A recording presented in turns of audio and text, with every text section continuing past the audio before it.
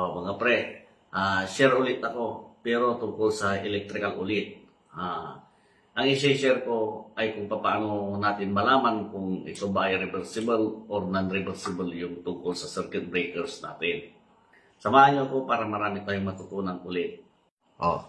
Dito sa circuit breaker na to, tignan nyo yung papasukan ng wire o kaya yung bus bar. Diba? Ganito siya. Or, ganon din dito, parehas lang. No? Pwede siya sa taas or sa baba. Yan,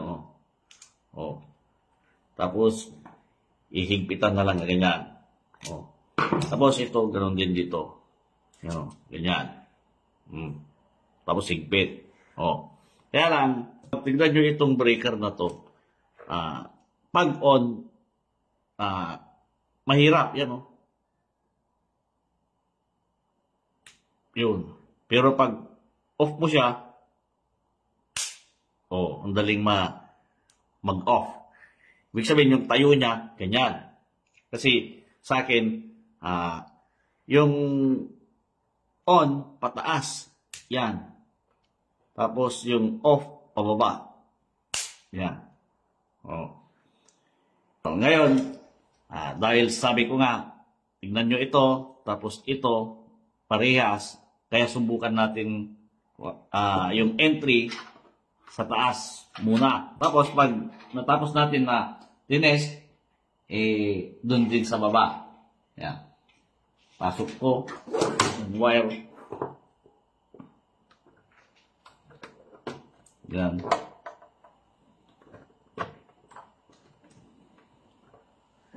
Iwiniring ko siya ng line to line.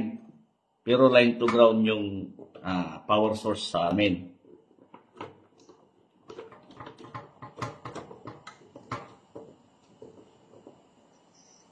Yan.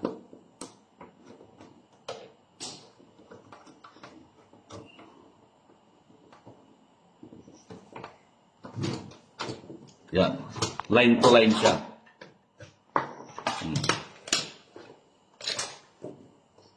Yung pasok ng wire, line to line.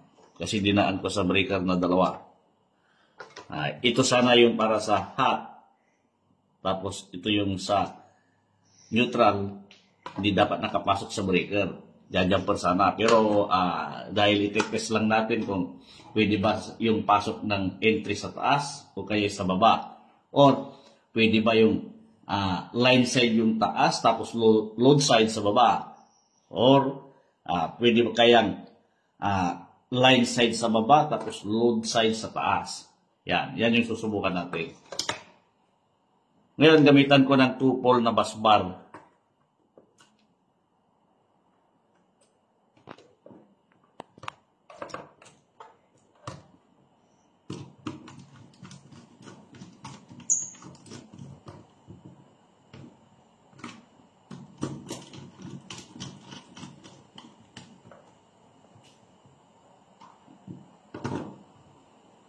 Yan.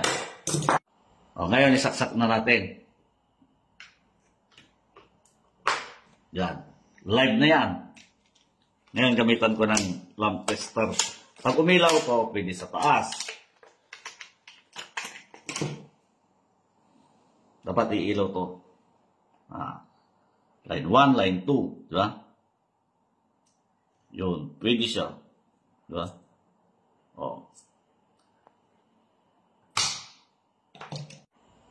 Ngayon, baliktarin natin. Baliktarin natin siya. Ang entry natin sa baba. Kaya baliktarin natin.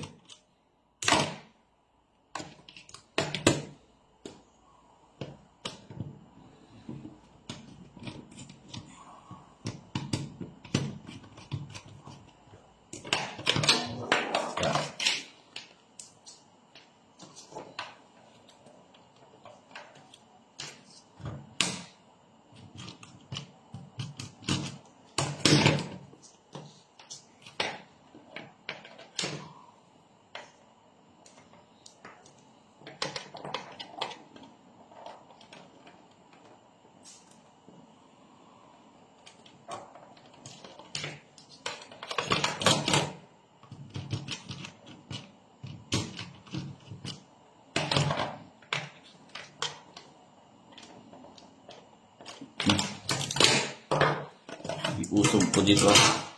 Yan. Kasi may butas dito eh.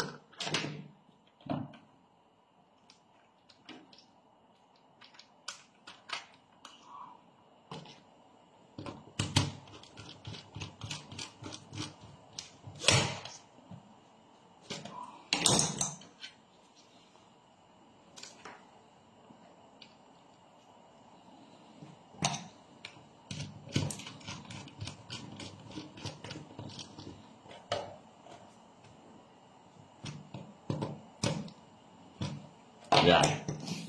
Tapos, yung two-pole na bus bar.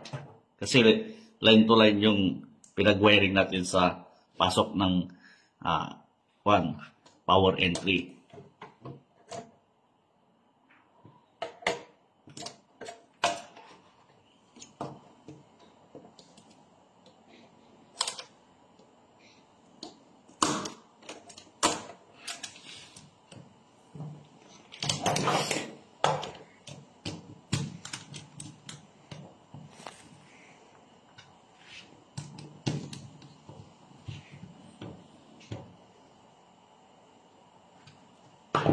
Yan. Yung para sa linya ng mga branches. Bus bar. Assume natin ito yung main breaker natin. O, ngayon, pwede na nating testing ulit. Sasaksak natin ulit. Para magkaroon ng power. Yan. Saksak natin. Pag umilaw to, ibig sabihin, reversible siya. Yan.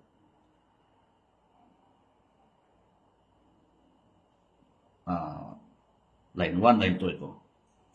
Yun. O, ibig sabihin, okay siya. O, simple lang naman para malaman niyo yung reversible. Kasi pag tignan mo to parehas sa dito. Kaya ibig sabihin, pwede siya. Kasi pag i-compare mo dito ay, dali, alisin ko muna to. Pag i-compare mo siya dito kasi, diba, breaker yan. Yung mga marurunong sa electrical, maiintindihan to siguro. Kunyari ito yung main mo, ang pasok ng wire dyan. Ibig sabihin, yung line side, dito siya. Ito na parte. Oh. Ngayon, yung load side, yung dito. Yung nakadikit dyan. Load side. Line side, load side. Ngayon, pagdating sa mga branches, ito na siya. Ito yung branches.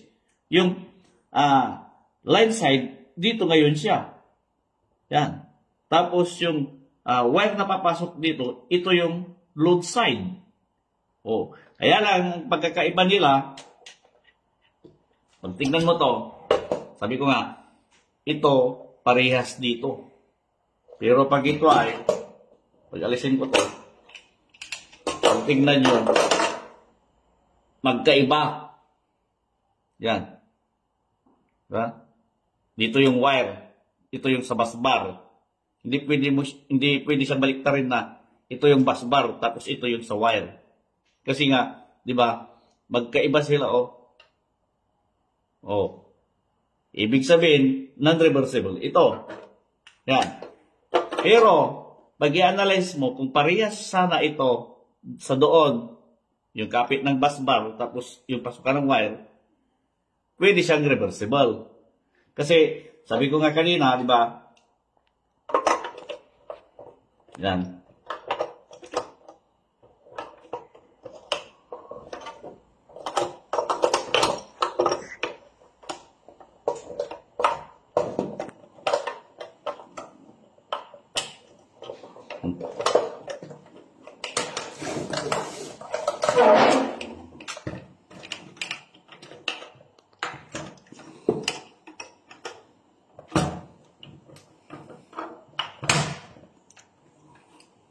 Yan.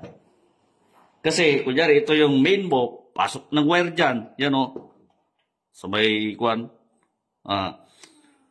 screw.